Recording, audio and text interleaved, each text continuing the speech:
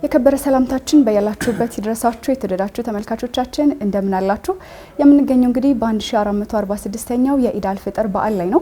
ለመላው የእስልምና እምነት ተከታዮች በሙሉ እንኳን አደረሳችሁ እንላለን። በዛሬው መሰናዷችን እንግዲህ ስለ ዘካ እንወያያለን። ዘካ ግዴታ የሚሆነው ማን ላይ ነው? የሚሰጠው ስለማን ነው? እንዲሁም ደግሞ ዘካ ግዴታ የሚሆንባቸው ንብረቶቻችንስ የትኞቹ ናቸው የሚለው ላይ ቆይታ እናደርጋለን። ለዚህም እንግዲህ እዚህ ስቱዲያችን ድረስ እንግዳ ጋብዘናል። እንግዳችን እንግዲህ ከመቶ በላይ መጽሐፍቶችን የጻፉ በርካታ መጽሐፍቶችን ወደ አማርኛ የተረጎሙት ኡስታዝ ሐሰን ታጁ ናቸው። ኡስታዝ በቅድሚያ ጥሪያችን አክብረው እዚህ ስቱዲዮ ስለተገኙልን እናመሰግናለን። እኔም ያው ስለጋበዛችሁኝ ከልብ አመሰግናለሁ። እርሶም እንግዲህ በዚህ አጋጣሚ እንኳን ለ1446ኛው የኢድ አልፈጥር በዓል በሰላም አደረሱት። መላ ማህበረሰቡንም እንደዛ ማለት ያለብኝ ይመስለኛልና እንኳን ለኢድ አልፈጥር በዓል በሰላም አደረሰን እያልኩ ለመላ ኢትዮጵያውያን ሙስሊሞች አገር ውስጥም ላላችሁ ውጭም ላላችሁ መልካም ምኞቴን እገልጻለሁ። ዛሬ እንግዲህ የምናወራው ስለ ዘካ ነው። ዘካ በራሱ ምንድነው? ፍልስፍናው ምን ይመስላል?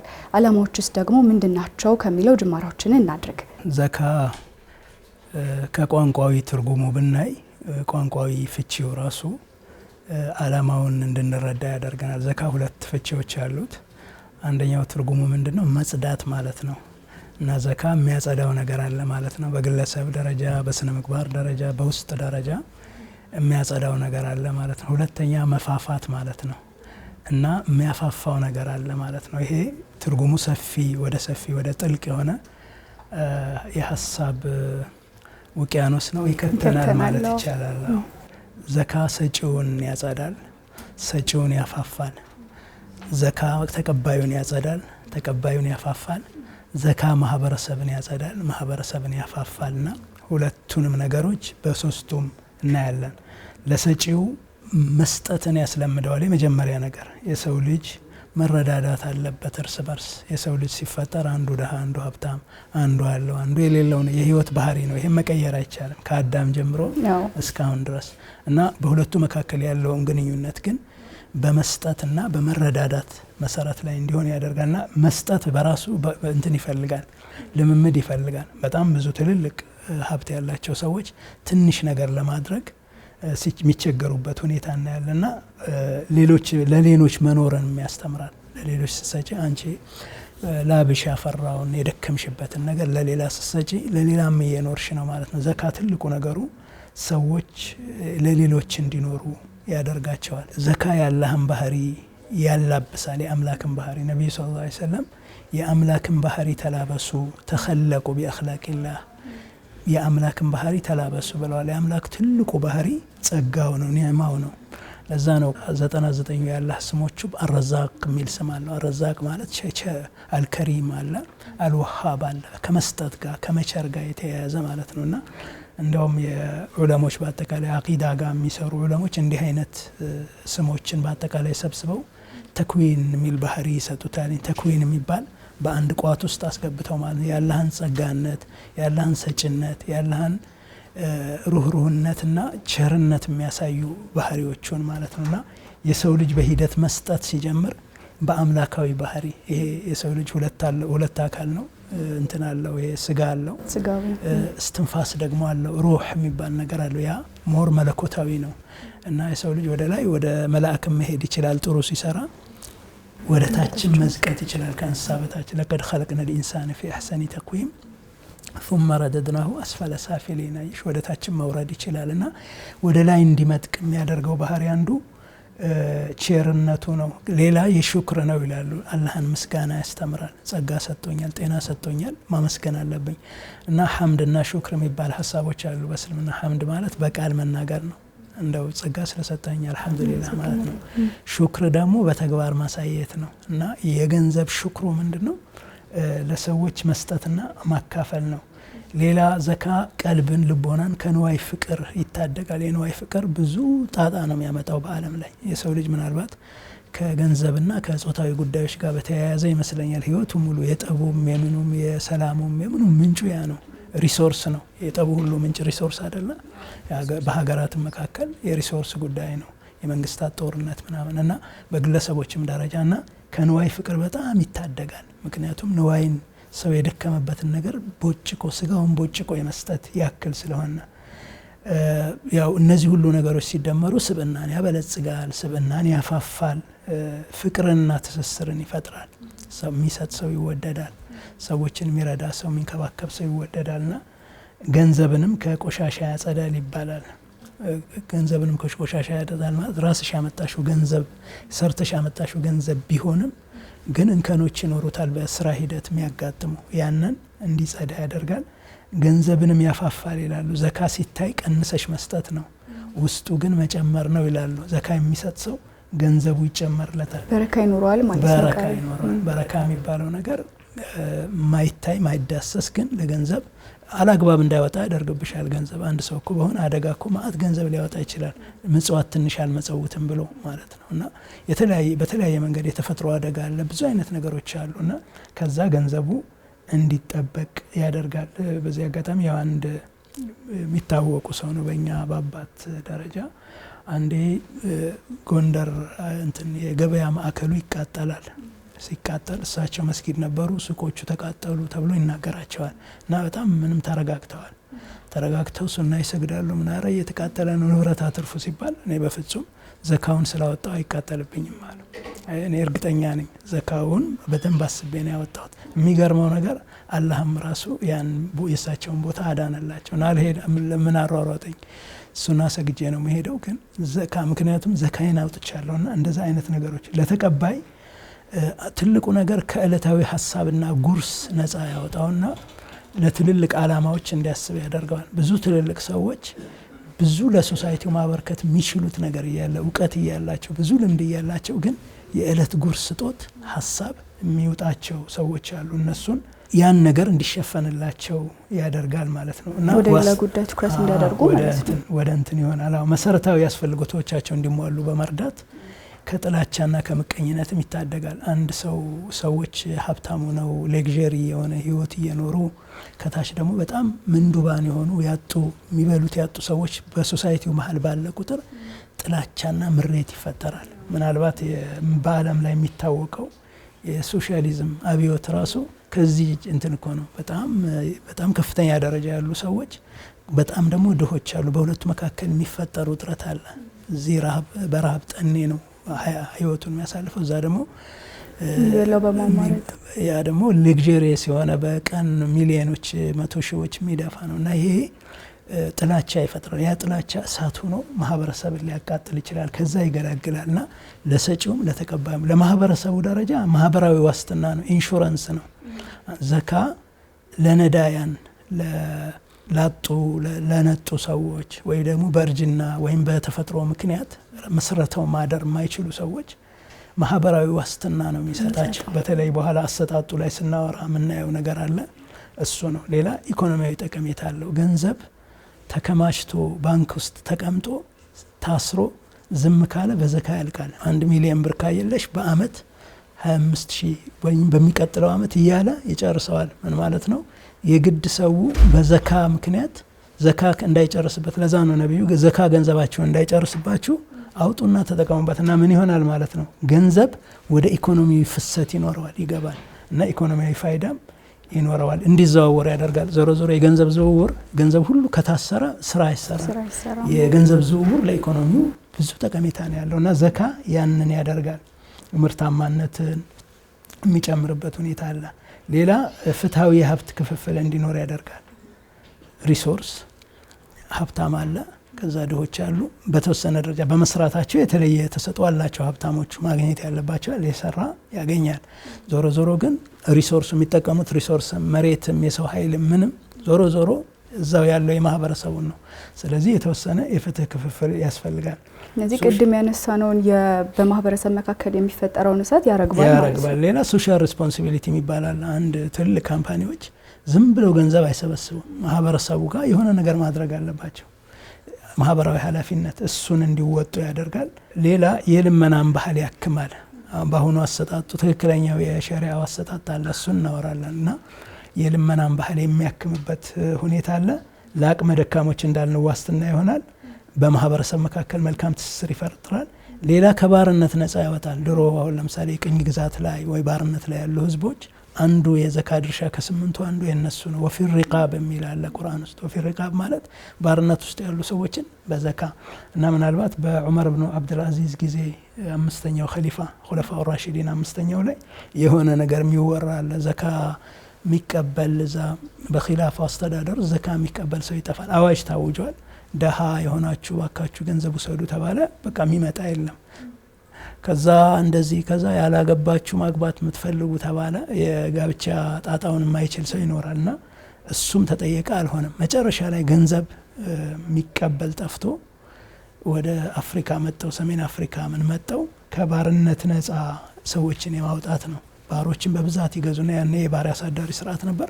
ወደ ነፃነት ይሏቸዋል። ያው በሂደት በጊዜ ሂደት ነው እስልምና ባርነትን በትምህርት በምን ያጠፋው፣ በዛ ምክንያት ማለት ነው። ሌላ እምነትንና ባህልን ለመጠበቅ ይረዳል ዘካ።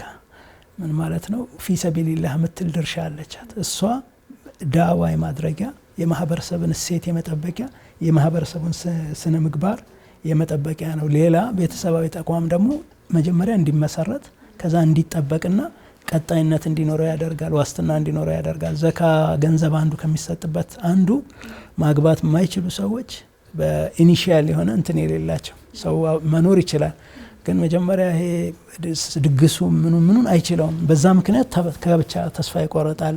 ከዘካ ገንዘብና ቤት መሰረታዊ የሆኑ እቃዎች መግዛት ማሟላት ረጅም ጊዜ ደሞዙ ቢሰበስበው አይበቃም ለነዛ ነገር። ያኔ ምን ይደረጋል?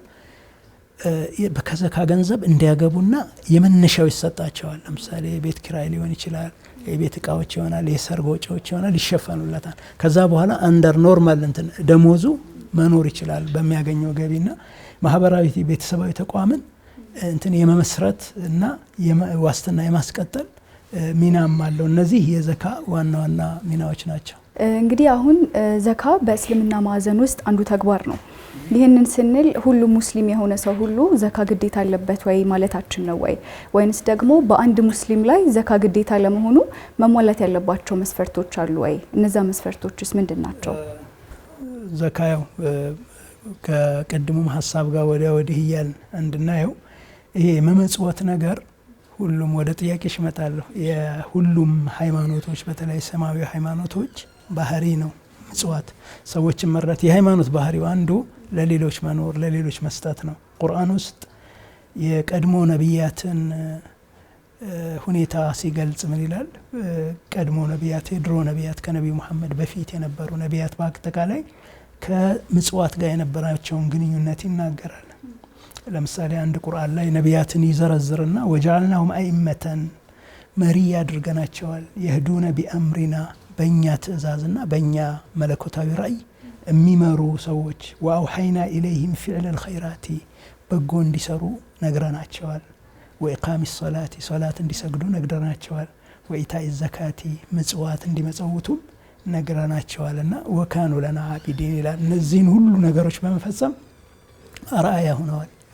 ስለ እስማኤል ሲያወራ ምን ይላል? ወዝኩር ፊል ኪታብ እስማኤልን እስኪ አስታውስ ይልና ኢነሁ ካነ ሳዲቀል ወዕዲ ወካነ ረሱላን ነቢያ ብሎ ይገልጸዋል። ሳዲቀል ወዕድ ነብይ ነበር። ከዛ ደግሞ በሶላትና በጾም ታዞ ነበረ። የእስራኤል ነቢያትን እስራኤላዊ ነቢያትን ታሪክ ሲያወራ ምን ይላል? ወኢዝ አኸዝና ሚሳቀ በኒ እስራኤል የበኒ እስራኤልን ቃል ኪዳን አስገብተናቸዋል።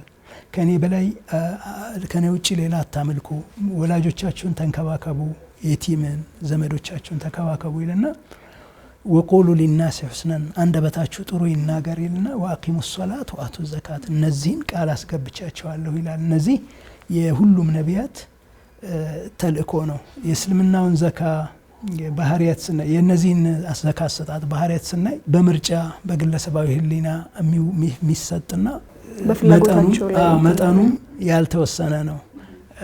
ከዛ ደግሞ ባትሰጪ ደግሞ ከህሊናሽ ውጭ ሌላ ዓለማዊ የሆነ ቅጣትም ምንም የለውም እና የእስልምና ዘካ ባህሪ ግን ከዚህ የተለየ ነው። ያው እነዚህን ነገሮች ያረመ ነው ነቢዩ መሐመድ ሰለላሁ ዐለይሂ ወሰለም በቁርአን የደነገጉት ዘካ ማለት ነው። ዘካ ግዴታ የሚሆንባቸው ወደ ጥያቄ ስመጣ ዘካ ግዴታ የሚሆንባቸው ሰዎች የተወሰነ የሀብት መጠን የደረሰ ሙስሊም መሆን አለባቸው። ሃይማኖታዊ ግዴታ ስለሆነ ናን ሙስሊም ያው ምጽዋት መመጽወት ይችላል። ግን ዘካ ባለ መስጠት የሚመጣውን ጣጣ በሱ ላይ የለበትም። በማያምንበት ነገር እንዲሰጥ አይደረግም። ሌላ ገንዘቡ የግዴታ መጠን ወይም ኒሷብ መድረስ አለበት። ንግድ ላይ ወይ እንቅስቃሴ ላይ ያለው ገንዘብ ንብረቱ ማለት አይደለም። አንድ ሰው ቤት ካለው የፈለገ ብዙ ሚሊዮን የሚያወጣ ቤት ካለው ቤቱ ብቻ እስከሆነና ሌላ ከቤቱ ውጭ ትርፍ የንግድ እንቅስቃሴ ያለበት ገንዘብ ከሌለ በቤቱ አውጣ አይባልም። በግል መገልገያ አይባልም። በመኪና አይባልም። ሴቶች ከሆነ ደግሞ በአልባሳቱ በምኑ አይባልም። የፈለገ ብዙ ቢሆን ከዛ ውጭ ግን ስራ ላይ ያለ ገንዘብ እንቅስቃሴ ላይ ያለው ገንዘብ ምን ያህል ነው የሚለው ነው። አሁን እንግዲህ ወደ 800-900 ሺህ ብር እየደረሰ ይመስለኛል ኒሷቡ። ምክንያቱም 85 ግራም ወርቅ ነው። አሁን ወርቅ ሚኒመም መካከለኛ 10 ሺህ አካባቢ ስለሆነ ወደ 800 ሺህ 850 ሺህ ይደርሳል ማለት ነው። ያን ያህል መጠን ያለው ገንዘብ ያላቸው ሰዎች ግዴታ ይኖርባቸዋል ማለት ነው። አዎ እንትኑ በየጊዜው ይለያያል። ስታንዳርዱ ወርቅ ስለሆነ 85 ግራም ወርቅ ነው። በሱ ተመዝኖ ካፒታላቸው በአጠቃላይ ንግድ ላይ ለምሳሌ እንቅስቃሴ ካፒታሉ ላይ ያለው የንግድ ዝውውር ላይ ያለው ንብረቱ ያን ያለው ከዛ በኋላ ባሻገር ከበለጠ ያው ዘካ በሁሉም ላይ ማውጣት ግዴታና መጠኑ እዚህ ጋር ያለ ነው ማለት ነው። ይሄ የግል መገልገያዎችን መኪናን፣ ቤትን፣ ምንን አይመለከትም ማለት ነው። ስለዚህ ከ850 ሺህ በታች ያላቸው ሰዎች ደግሞ በእነሱ ላይ ግዴታ አይሆንም ማለታችን ነው አይደለ? ንግድ እንቅስቃሴ እንደዛ ነው። ኒሷብ አሁን ወደዛ እየሄደ ነው ያለው። የግዴታ መጠኑ ወደዛ እየሄደ ነው። እነዚህ ሰዎች እንግዲህ ዘካ ሲያወጡ ይሄን ያህል ብር የግድ ማውጣት አለባችሁ ተብሎ የተቀመጠ መጠን የለም። ይህን ስንል ከአንድ ሰው ወደ አንድ ሰው ይለያያል የሚያወጡት መጠንና ይህም የሆነው ደግሞ ዘካ የሚሰላበት የራሱ የሆነ ስሌት ወይም ደግሞ ሂሳባዊ ቀመር ስላለው ነው። እሱን ቀመር ደግሞ እናንሳ። ገንዘቦቹን አንደኛ የትኛው ንብረት ነው የሚመለከተው ስንል ቁርአን ውስጥ ኹዝ ሚን አምዋሊሂም ሰደቃ የሚላል። አምዋል ገንዘብ የተባለ ማንኛውም ነገር ገንዘብ የሚባለው ነገር በነገራችን ላይ ከዘመን ዘመን ሁሉ ይለያያል። አሁን የድሮ ገንዘብ ፈረስ ምን ሊሆን ይችላል። አሁን ግን አብስትራክት የሆኑ ገንዘቦች ሁሉ አሉ። እንትን አለ ስምና ዝና ራሱ ገንዘብ ነው። ይሄ የሚሸጡ ብዙ ነገሮች አሉ ማለት ነው። እና ገንዘብ የሆነ በአጠቃላይ የሚያወጣ የሚሸጥ የሚለወጥ ሀብት የሚባል ነገር በአጠቃላይ ይሄ ትልቅ የቁርአን የገለጻ ስልት ነው። ኹዝ ሚን አምዋሊሂም ሰደቃ ከገንዘቦቻቸው ነው የሚለውና የትኛውም ገንዘብ የሚባል ነገር እንደየሀገሩ እንደየሁኔታው ሁሉ ሊለያይ ይችላል። እዛ ሁሉ ዘካ ይመለከተዋልና ገንዘቦች ግን ይለያያሉ። አንድ የንግድ ሸቀጦች አሉ እቃ እየገዙ የሚሸጡበት ማለት ነው። እሱ የንግድ ሸቀጥ ዘካ አለ። ወርቅና ብር አለ እንደ ሀብት የሚቀመጥ ባንኮችም ውስጥ አሁን እኮ በገንዘብ ወርቅ ገዝቶ የሚያስቀምጣል። ይሄ ኢንፍሌሽኑን ምኑን ለመከላከል ብሎና እንደሱ አለና እነዚህ ንግድ ወርቅና የንግድ የእንስሳ ዘካ አለ፣ የአዝረት ዘካ አለ። እነዚህ መጠናቸው ይለያያል። ወርቅና ብር ወይም ደግሞ ይሄ የወረቀት ገንዘብን ጨምሮ የንግድ ሸቀጦች በአጠቃላይ 2.5% በአመት አንዴ ነው የሚያወጡት። 2.5% 2.5 በመቶ ከመቶ ሺህ 200-2500 ማለት ነው የጠቅላላ ገንዘባቸው ንግድ ሸቀጥ ላይ የሚንቀሳቀሰውን ገንዘባቸውን ወይ ደግሞ ባንክ ያለውንም ጨምረው ማለት ነው። ባንክ ገንዘብ ያለው ሰውም እንደዚሁ ነው 2.5 ነው የሚያወጣው። የእንስሳት ሀብት ዘካ ሲሰላ ወደዚህ ነው የሚደርሰው፣ ግን ይለያያል። ግመሎቹ ይሄን ያህል ግመል፣ ይሄን ያህል ግመል፣ ይሄን ያህል ፍየል ይላሉ። ግን ሲሰላ አብዛኛውን ወደዚህ የመጠጋት ወደ 2.5 የመጠጋት አለው። አዝርዕት ላይ አመታዊ አይደለም። በአመት 3 ጊዜ የሚያመርት ከሆነ 3 ጊዜ ማውጣት ግዴታ አለበት። የውመ ሐሷዲህ ነው የሚለው ቁርአን። የአጨዳ ቀን፣ የምርት የመሰብሰብ ቀን፣ ያኔ ማውጣት ግዴታ አለበት። ዑሽርና ኒስፈል ዑሽር ይባላል። 10% እና 5% አለ።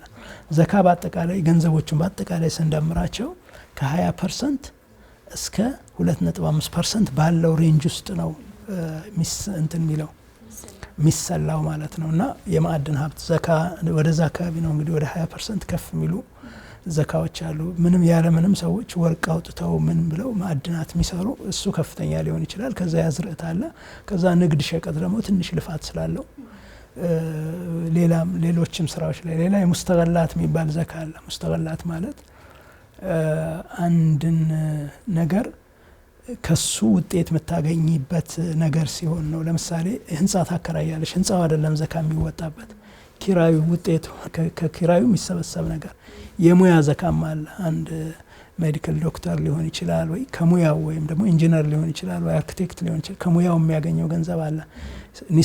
አመታዊ ገንዘቡ ኒሷብ የሚሞላ ከሆነ ዘካ በዛ ጋር ኒሷብ ማለት የግዴታ መጠኑን የሚሞላ ከሆነ የሚያወጣ 2.5 ይጠየቃል ማለት ነውና አሁን ያለው የደሞዝ የምን ሁኔታ ግን እዛም ድረስ እንኳን በአመት በ10 አመትም ማይሰባሰብ ሊሆን ይችላልና እንደየሙያው ይለያያልና ሁሉም ገንዘቦች ሁሉም የሙያ አይነቶች ሁሉም ገንዘብ የሚባለው ሀብቶች በአጠቃላይ የዘካ ገንዘብ አለባቸው ማለት ነው ግዴታ አለባቸውና የሆነ መጠን አለው መጠኑን ያው ምንድነው ሰዎች ማድረግ የሚችሉት ያላቸውን ንብረትና በአካባቢያቸው ያለው የሊቃውንት አሉ በየቦታው እነሱ ጋር ቀርበው ማናገርና የትኛው ገንዘብ የትኛው ምን ያህል መጠን እንዳለው ካልኩሌሽኑን እዛው ይሰሩላቸዋል።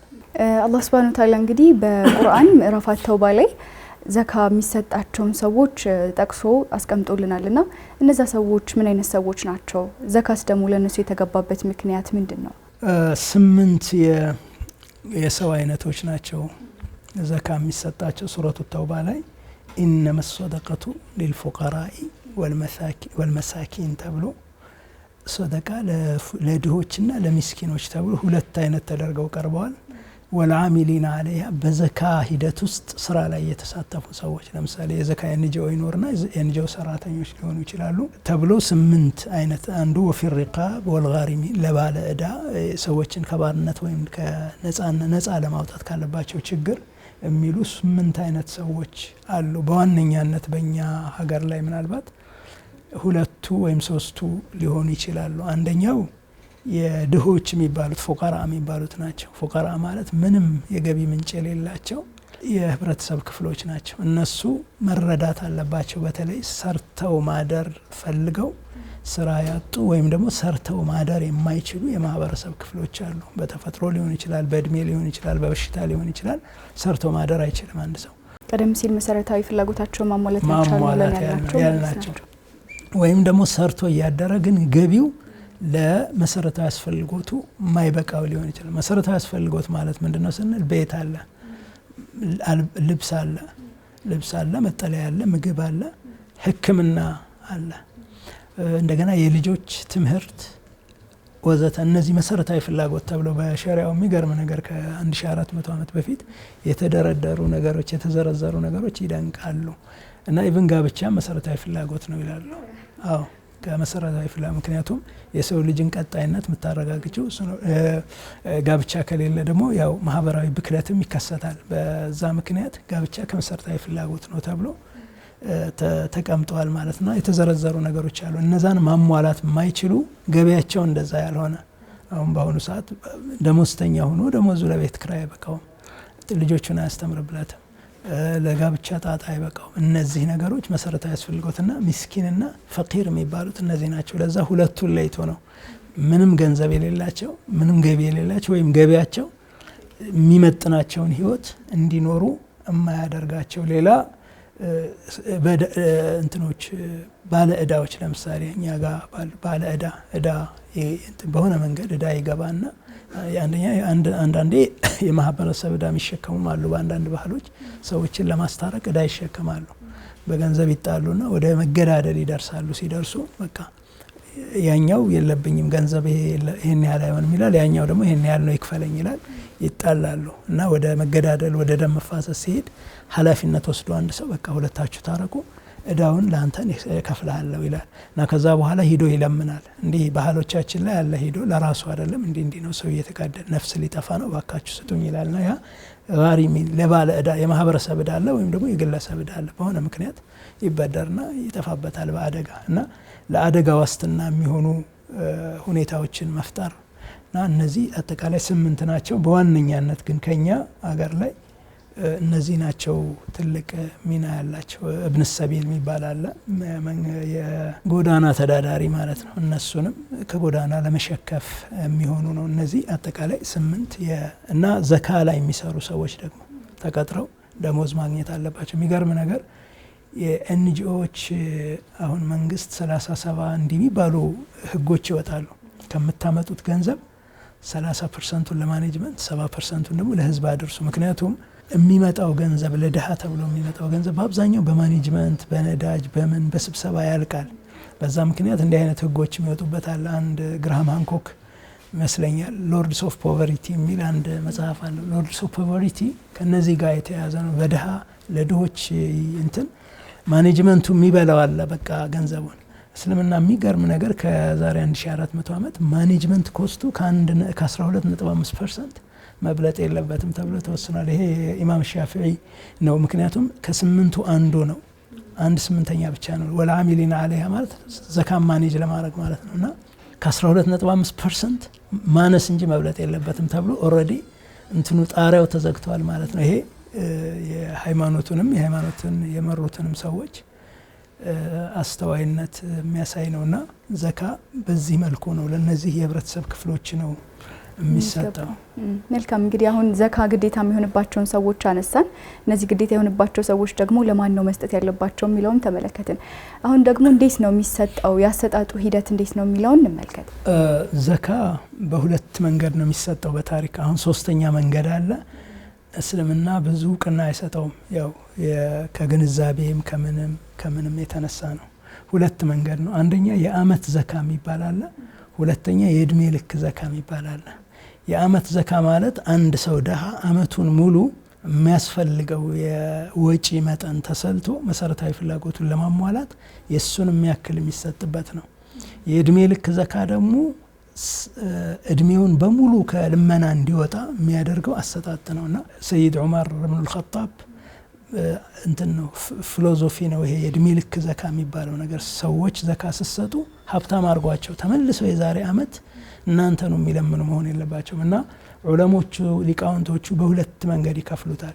አንደኛ ስራ ሰርቶ ማደር እየቻለ መነሻ ካፒታል የሌለውን ሰው የእድሜ ልክ ዘካ መስጠት ማለት እሱ ነው። ለስራ ብቁ የሚያደርገውን ገንዘብ ሲሰጪው ከዛ በኋላ ራሱን ይችል ማድረግ ማለት ራሱን ይችላልና የእድሜ ልክ ዘካ ማለት እሱ ነው። ስራ ሰርተው ማደር የሚችሉ ሰዎች በስንፍና ሳይሆን በካፒታል እጦትና በሁኔታዎች አለመመቻቸት ምክንያት ስራ አጥ የሆኑ ወገኖችን እነሱን ለስራ ማብቃት የእድሜ ልክ ዘካ ይባላል። ከዛ በኋላ ኔክስት እሱ በሚቀጥለው አመት 2 አመት 3 አመት ላይ እሱ ራሱ ዘካ መስጠት የሚጀምር ይሆናል ማለት ነው። የአመት ዘካ የሚባለው ደግሞ ስራ መስራት አይችሉም ወይ በእድሜ ወይ በበሽታ ወይ በተፈጥሯዊ ምክንያት ስራ ሰርተው ማደር አይችሉም። እነሱን የአመት ነው የሚሰጣቸው። ምንድነው አመቱን ሙሉ በሰላም እንዲኖሩ የሚያደርጋቸው የቤት ኪራያቸው መሰረታዊ ያስፈልጎታቸው መሟላትና በሸሪዓው ውስጥ በፍቅህ በህገ ሸሪዓ መጽሐፍት ውስጥ ያለው እነዚህ ሁለቱ አሰጣጦች ናቸው። ሶስተኛ አሰጣጥ ብለው አሁን ሰውን አሰልፈው 10 ወር መስጠት ነው። እሱ የዘካን አላማንም ይጋጫል። ዘካ አላማ ለማኙን ቁጥር መቀነስና ልመና ማጥፋት አይደል? ይሄ ደግሞ በጣም ለማኙን የሚያበዛ የሚገርመው አንዳንድ አካባቢዎች ላይ በቤተሰብ ደረጃ ተመዝግበው የተቀመጡ አሉ። ሁሌ በየአመቱ የሚወስዱ 20 አመት 30 አመት ዘካ የሚወስዱ ሰዎች ይሄ ከዘካ አላማ ጋር የሚጋጭ ነውና በሁለት መንገድ ነው። ይሄ ተቋማዊ በሆነ መንገድ አሰባሰቡ ተቋማዊ ሲሆን ዘካ በዚህ መንገድ እንዲሰራ ያደርገዋል። ግን ሰዎች ራሳቸውን እንደ ተቋም መውሰድ ይችላሉ። አንድ ባለ ሀብት በዙሪያው ያሉ ሰዎችን ያውቃል። ሰው ሆኖ የተቸገረ ወንድም ዘመድ የሌለው ሰው የለም፣ ያላገባስ የሌለው ሰው የለም። በቃ ገንዘብና አንድ ባለ ሀብት ራሱን እንደ ተቋም ወስዶ በዙሪያው ያሉ ሰዎችን ማጤን ይችላል፣ ማጥናት ይችላል። የትኛው ሰው ነው ገንዘብ ችግሮት መነሻ ያጣው፣ የትኛው ነው ሰርቶ ማደርና እነሱን ካሰላ ካጠና በኋላ ለነሱ የእድሜ ልክ ዘካ ወይም ደግሞ የአመት ዘካ መስጠት ይችላል ማለት ነው። የግድ መንገድ ላይ መውጣት ጎዳና ላይ መውጣት የለብሽም ዘካውን እንትን ለማለት እና ያ የተሻለ ነው። የሚገባቸውንም ሰዎች ለማወቅ መንገድ ላይ መጋፋት የቻለ ሰው ሰልፉን ሰንጥቆ መግባት የቻለ ሰው ነው ገንዘቡን የሚወስደው። ያ ደግሞ አግባብ አይደለም። ሰርቶ ማደር እየቻለ በስንፍናው ስራ የፈታ ሰው ዘካ አይሰጠውም፣ ወንጀል ነው። ሁለተኛ ስብዕናው ደግሞ የዘካውን ገንዘብ ላልተገባ ጉዳይ ያውለዋል ተብሎ ገንዘቡን አግኝቶ ላልሆነ ነገር ያውለዋል ተብሎ ከታሰበ ለሱም ዘካ አይሰጠውም። ይህንን ሁሉ ማስላት የሚቻለው በዙሪያችን ያሉ ሰዎችን ስንዳስስ ነውና እያንዳንዱ ሀብታም ወይም ዘካ የወጀበበት ሰው በዙሪያ ያሉ ሰዎችን ካየ 20 30 100 ሰዎች በየጊዜው የሚያሳድግ ከሆነ በጣም ብዙ የማህበረሰብ ክፍል ከድህነት ይወጣል ወይም ደግሞ አመታዊ የሆነ የገንዘብና የፍላጎት ዋስትና ይኖረዋል ማለት ነው። ረሱል ሰለላሁ ዐለይሂ ወሰለም እንግዲህ በብዙን ጊዜ በሻባን ወር ላይ ዘካን ያወጡ ነበረ ሰዎች ረመዳን ላይ ተቸግረው እንዳይጾሙ በሚልና እንደው ይሄ ዘካን ብናወጣበት የተሻለ ወቅት ነው ብሎ የሚባል አለ። ዘካ በረመዳን ነው ብዙ ጊዜ የሚወጣው። ዘካተል ፊጥር ለዒዱ ለበዓሉ ሰዎች ተደስተው እንዲውሉ ወይም ደግሞ አዝነው እንዳይውሉ የሚያደርግ የዘካተል ፊጥር ይባላል። ሁለት አይነት ዘካ ነው ያለው። ዘካተል ማል ይባላል የገንዘብ ዘካ። ዘካተል ፊጥር ደግሞ ከኢደል ፊጥር ጋር የተያያዘ ዘካ ነው። ዘካተል ማል የገንዘብ ዘካ የገንዘብ መጠን አለው፣ ሀብት መጠን አለው የሚሰጥበት። ዘካተል ፊጥር ግን የለውም። የ24 ሰዓት ምግብ ያለው ሰው ከሌሎች ሰዎች ዘካተል ፊጥር የሚቀበል ሰው እሱም እንዲሰጥ ግዴታ ይሆንበታል። ይሄ የሆነበት ምክንያት ምንድነው? ደሃውም መስጠት እንዲለማመድ ነው። ሼር ማድረግ ያለው እንዲለማመድ ይቀበላል እኮ በዒዱ ቀን ከተለያየ አቅጣጫ ገንዘብ ይመጣለታል።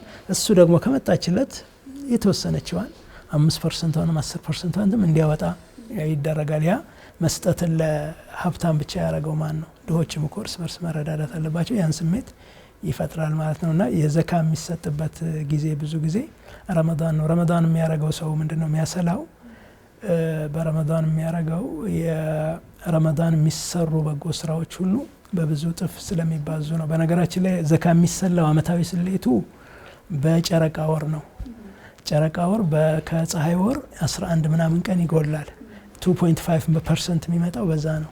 ወደ ፀሐይ ወር ከቀየር ነው ግን 2.5 ብሎ የሆነ 6-7 ነገር ተጨማሪ ትንሽ የሚጨመር ነገር አለውና በየአመቱ በመስከረም ዘካ የሚያወጣ ሰው ወይ ደግሞ በሰኔ የበጀት መዝጊያ ላይ ዘካ የሚያወጣ ሰው እቺን ነገር ማስላት ይኖርበታል። በረመዳን ግን ሲያወጣ በጨረቃ ወር ስለሆነ ማለት ነው። እንግዲህ ሁለት አይነት የዘካ አሰጣጥን አየን በዋነኝነት። እሱን አሁን ከኛ የዘካ አሰጣጥ ባህል ጋር አያይዘው እስቲ የሚሉን ነገር ካለ። አንደኛ ተቋማዊ አይደለም የኛ አክቹአሊ አንዳንዴ የተቋማት የበጎ አድራጎት ተቋማት የራሳቸው ችግር ስላለባቸው ሰዎች ገንዘባቸውን ለዛ ተቋም መስጠት ሊቸግራቸው ይችላል።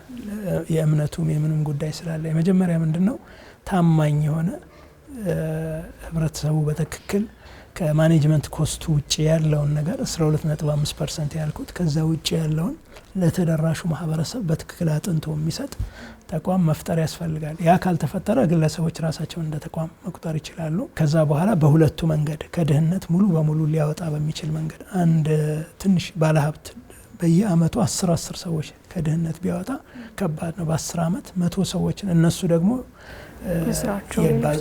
እና 1000 ምናምን ይሆናል። ኢፌክቱ በጣም ከባድ ነው። እንደዛ ነው። ሌላ አመቱን ሙሉ ድሆችና የተቸገሩ ሰርተው ማደር የማይችሉ ሰዎች የሰው ፊት ማየት የለባቸውም። ስለዚህ አመታዊ ደግሞ አሁን ቀላል ነው፣ ወደ አካውንታቸው የተወሰነች ገንዘብ መስጠት ነው። እንዲህ አይነት መንገድ የሚጠቀሙ ያው ስም መጥራት አያስፈልግም። በጣም በቁጥር ትንሽ ባለሀብቶች አሉ፣ ጥሩ ኤክስፔሪየንስ ያላቸው እዚሁ አዲስ አበባ ዙሪያ ናዝሬት አካባቢ፣ አዳማ አካባቢ እንዲህ አይነት ኤክስፔሪየንስ ያላቸው በጣም ጥሩ ወንድሞች አሉ፣ ጥሩ ባለሀብቶች አሉ። እነሱን አላህ ይቀበላቸው። ከነሱ ኤክስፔሪየንስ ግን ሌላው ወስዶ ዘካን በዚህ በተደራጀ ኦርጋናይዝድ በሆነ መልኩ ለሚገባቸው ሰዎች ከድህነት ሊያወጣቸው በሚችል መልኩ መስጠት ተገቢ ነው ብዬ አስባለሁ። ያው የኛው አካባቢ ጥሩ አካሄድ የሚሄዱ እንዳሉ ሆኖ ዝም ብሎ ደግሞ ዘካውን ገንዘብ መንገድ ላይ የሚበተንበት ሁኔታ አለ። ያ የተቀባዩን መስፈርት ተቀባዩ መስፈርት ላያሟላ ይችላል። የዘካ ገንዘብ የኛ ገንዘብ አይደለም፣ የደሃ ገንዘብ ነው። ስለዚህ መስፈርቱን ማሟላታቸውን ማረጋገጥ ያስፈልጋል ማለት ነው። መልካም። እንግዲህ በመጨረሻም ማስተላለፍ አለብኝ ብለው የሚሉት ከዘካ ጋር የተያያዘ ሀሳብ ካለው ትድሎች ውስጥ አጠቃላይ ድሆችን መርዳት በተመለከተ የእስልምና አስኳል ነው ማለት ይቻላል። ነቢዩ መሐመድ ሰለላሁ ዐለይሂ ወሰለም መካ ላይ ሲነሱ የሃይማኖቱን ዶግማ ወይም አቂዳ ብቻ አይደለም ያስተማሩት፣ ከድሆች ጋር የተያያዙ ነገሮችን ነውና ቁርአን ውስጥ የሙሽሪኮች ወይም መካ ሰዎች ጣዖት አምላኪዎች ይወቀሱ የነበረው በጣዖት አምልኮ ብቻ አይደለም፣ ደሃም ባለመርዳታቸው ተወቅሰዋል። ለምሳሌ ሱረቱል ፈጅር ላይ ከላ በላ ቱክሪሙነ ልየቲም ይላል። ለምንድነው የቲሞችን ማትንከባከቡት? ወላ ተሐዱና አላ ጣዕሚል ምስኪን፣ ድሆችን ለመመገብ ለመርዳት ሰዎችን መቀስቀስ፣ ራሳቸውን መመገብ መስጠት ለምንድነው ያላረጋችሁት? እንደዛ ብሎ ነው አንዱ ወቀሳ እሱ ነው። ለምን ከአምላክ ውጭ ያመለካችሁ ብቻ አይደለም፣ ከዛ በኋላ ወተእኩሉነ ቱራተ አክለን ለማ ወቱሒቡነ አልማለ ሑበን ጀማ እያለ ይነግራቸዋል። አንድ የመጪው ዓለም የሚፈጸምን ፍርድና ሂደት አሁን እንደሆነ አድርጎ ቁርአን ወደዚህ አምጥቶት እንትን ይልናልና አንድ ትልቅ ወንጀለኛ ነው ተፈርዶበታል እንዲቀጣ በጀሃነም እንዲቀጣና ትእዛዙ خذوه فغلوه ثم الجحيم صلوه ثم في سلسلة ذرعها 70 ذراعا فاسلكوه ያዙት ቀፍድዱትና ጣሉት ይላል። እና ምንድነው ጥፋቱ ሲዘረዘር إنه كان لا يؤمن بالله العظيم ولا يحض على طعام المسكين ነው። ድሆችን አይረዳም ነበር ወይም ሰዎች እንዲረዱ አያነሳሳም ነበር። ይሄ ትልቅ ጥፋት ሆኖ የጀነት ሰዎችና የገሃነም ሰዎች የሚወያዩበት አንድ ውይይት አለ ቁርአን ውስጥ ማሰለከኩም ፊ ሰቀር ይሏቸዋል። ምን ሆናችሁ ነው እንደው ለዚህ መከራ የተደረጋችሁት? ለም ነኩ ሚነል ሙሰሊን ይላሉ። አንሰግድም ወለም ነኩ ኑጥዒሙል ምስኪን ድሆችን አንረዳም ነበር። እና የድህነትን ድሆች ነዳያንን መርዳት ድሆችን መርዳት ትልቅ እሴት ነው፣ ትልቅ ቫልዩ ነው። የሃይማኖት መተግበሪያውም ነው። የሃይማኖት የሚገለጸው ለሌሎች በማሰብ ነው። ድሆች በተለያዩ ስልጣኔዎች ስናይ ብዙ ስቃይ ውስጥ የነበሩበትን ሁኔታ እናያለን። የግብጾችን የጥንታዊ የግብጾችን ስልጣኔ ስናይ የድሃና የሀብታም ኑሮ በጣም በሚያሳቅቅ ሁኔታ የሰው ስጋ ድሆች የሚበሉበትን አጋጣሚ እናያለን።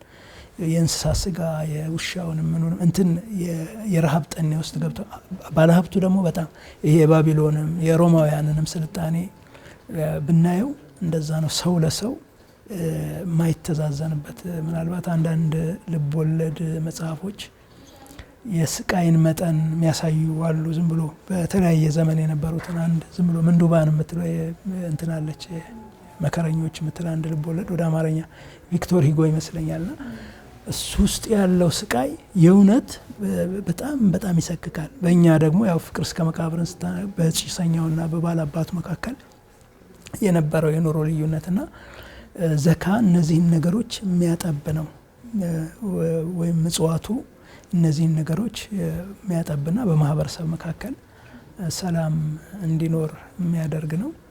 ሁላችንም ኃላፊነታችንን እንወጣ፣ በወጉ እንዲሆን ደግሞ እናስብበት፣ ይታሰብበት። ወደ ተቋም ደረጃ ተደራጅቶ በግለሰቦች ለሚገቡ የህብረተሰብ ክፍሎች እንዲደርስ የማድረጉን ሂደት ያው የሁሉም ዑለማዎች ሊቃውንት ተቋማት ሀሳብ ነው መሆን ያለበት። ኡስታዝ እንግዲህ ለነበረን ጥሩ ቆይታ በደንብ አድርጌ አመሰግናለሁ።